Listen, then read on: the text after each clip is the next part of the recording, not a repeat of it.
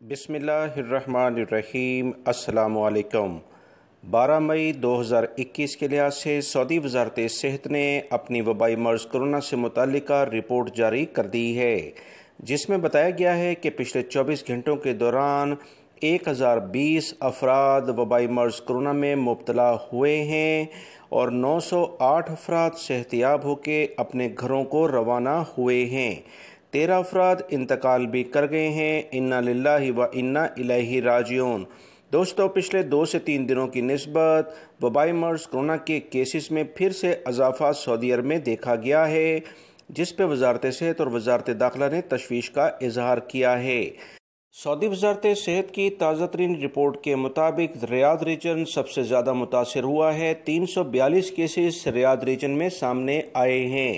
مکہ المکرمہ region, جس میں Jeddah بھی شامل ہے، 276 کیسز یہاں پر دیکھے گئے ہیں۔ ایسٹرن ریجن جو دمام کا علاقہ ہے، 133 کیسز یہاں پر سامنے آئے ہیں۔ مدینہ منورہ ریجن میں 56 کیسز ہیں۔ اسیر ریجن میں 55، جازان ریجن میں 48، قسیم ریجن جس میں انیزہ اور بریدہ دونوں ہی شامل ہیں، 28 کیسز دیکھے گئے ہیں۔ تبوک ریجن میں 26 کیسز ہیں اور نجران ریجن میں 16 ہیں۔ حائل ریجن میں 14، البہار ریجن میں 14 اور ناردرن بارڈر جو شمالی حدود کے علاقے ہیں 9 کیسز ہیں۔